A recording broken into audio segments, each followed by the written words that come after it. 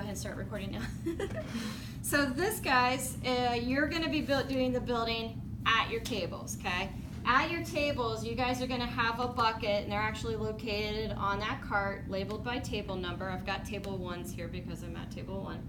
What you're going to do is you're going to take all the tools out of your bucket, and the tools that you have is you got 4 fettling knives, you got a ruler, and you got a paddle.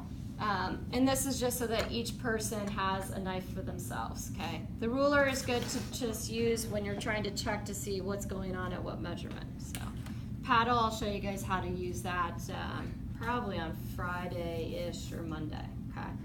So you take the tools out of your bucket, and then all you need to do is just put a little water in your bucket. This is going to be our slip. So slip, remember, is water plus clay. Well, we can save ourselves a few steps by just using water and adding to the clay when we need to put 2 pieces together.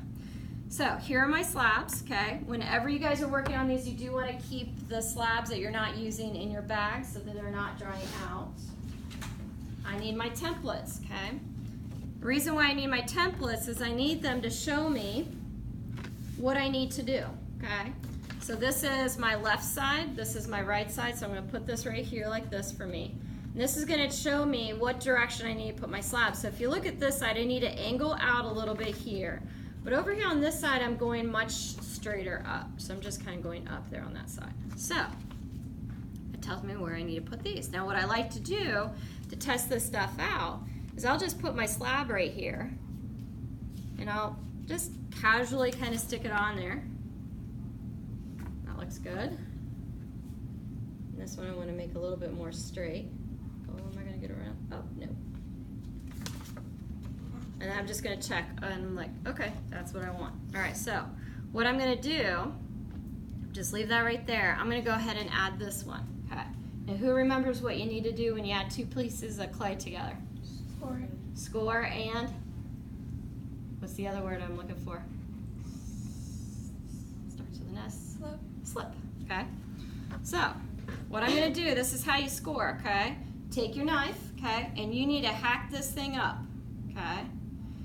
Not like this. Okay, this is not a kitty cat. You're not petting it. You need to cut this, okay? So look at how I'm really cutting that. And I also, too, I like to go back the other direction. So I go 2 different directions and I cross those lines. What this does is it allows, when you put the water on there, it allows the water kind of seep through these cuts, and then it's going to help join that with the other piece, and it will actually form into one piece that way, okay? If you don't score that really well, that's not going to happen at all, and you'll actually see as the piece dries out, a crack forming where those 2 pieces were at, and then it'll just fall off. I had one year a kid, it looked great, everything was fine, we were ready to fire it. I picked it up from the top, and the bottom was still, like I picked it up and I went to go, and I was like, wait a minute, that feels different. The bottom was still on the counter. And I could see the score marks that he had on there. He just didn't score well enough because I could still see them in the clay that supposedly were joined together. So you gotta be careful. So now what I'm gonna do is I'm gonna score also on my base where I need to add this clay. And again, I wanna really cut into this clay. I'm gonna go ahead and go all the way around because I know I'm gonna be adding clay. Now, another tool people like to use sometimes, do you guys know what it is? I'm going to say, for scoring. Metal. It is metal. A fork. A lot of people like to use forks for this too. We used to have plastic forks. The problem with those though is that they would break all the time. So, replace them with these. Okay, so again, you see that I cut that up pretty good. Okay, so I need the water to be able to go in there. Now, as far as how to add the water, all I'm going to do is just dip my fingers in here, and whatever water is on my fingers is what's going to be added here. Now, water, and here's the other thing with clay. A lot of people think if they have a problem with their project, the answer is add more water to their clay. That's not always the answer. In fact, that can sometimes be what the problem is that if you do have too much water in your clay, it makes your clay very weak. That's what water is going to do to your clay. It's going to soften it up. It's going to weaken it. So you got to be careful. There are sometimes on this project I'll be walking around and I'll say, you know, your clay feels really wet. Don't add any water when you add these two pieces together. So some of you guys might find that you won't be adding any water at all when you're joining these two pieces. So you do want to be careful. Don't always think that water is the answer, because water could be the problem. All right. So now I've got my water on each end here. I've scored. I'm going to just lightly and gently put this on here because, again, I don't want to set this up until I know that I have my angle. And so this is where the template comes into play. I want to make sure that that's angled out and that matches what I've got there. And once I've got that, then what I'm going to do, and this is how I'm going to do this, I'm going to take this left hand of mine and I'm going to use it to support my wall while my right hand is kind of pushing down on this. Because if I just push down on this, the bottom here is going to like this, okay? So I want to support it when I'm adding it. Now I've had this happen before, that when kids add their slabs, they inadvertently make their slabs thinner because they're squeezing them and they're making them thinner. Don't do that, okay? So you're just kind of pushing this down on here. And I'm supporting the wall while I do this. Okay, so I want to check this again. I'm going to pull that out a little bit. Clay can move, so that's nice. So I want to make sure I got that angle. Now, this is where I need to start blending. Now I do like to pick this up sometimes in my hands, so you need to be careful. So what I'm going to do is I'm going to take my fingers and I'm going to take this clay that kind of bulged out there a little bit, and I'm just going to use it to blend over the seam. So I'm going to use it for good.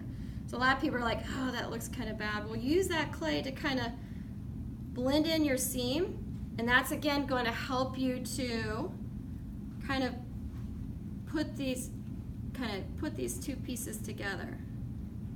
I'm just going to blend there. Now as far as the inside goes, I'm not going to worry about that, okay? That's the inside. And we're going to do a little something to that after we get that started.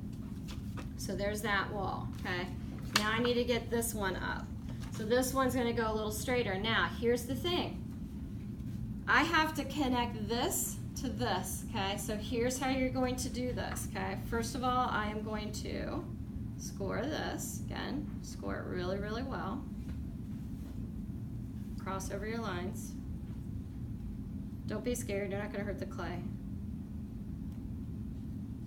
So, score it pretty good, okay? Now, the side, these two, I need to combine them. Now, here's the thing. Kind of hold this up so you guys can see this a bit. If I just joined them like this, what happens is that, again, that's not a very good seam if I've just got two pieces butted up against each other, okay? So I want to make sure that this seam is a really strong seam. So what I actually want to do is overlap these ends, okay? So I want to overlap them. Now, if I overlap these, because each one of these is a 1/2 inch thick, now I've got an 1 inch thick wall. That's too thick of a wall for any ceramic piece. When you got clay that's that thick, you run into the problem of it not drying consistently because you have thick areas. And also too, you could have air bubbles trapped in there, okay? So what I'm gonna do, I'm going to show you guys this. I'm going to take this end, okay, and I am going to what you call bevel. Beveling basically means you're removing the corner, okay? So I'm going to take this, I'm going to go like this, okay? So now it looks, it's got that angle. I don't know if you guys can see that. See that angle? So it's got that angle right there, okay? So I need to then cut this end to the opposite angle. So I'm going to cut this corner off. So I'm removing those corners, okay? So now, let's see if you guys can see this. It's kind of hard. So now when I add these two pieces of clay together, not only do they overlap, but I'm not doubling the thickness of my wall. It's still only a 1/2 inch thick, okay? So all I need to do is score this,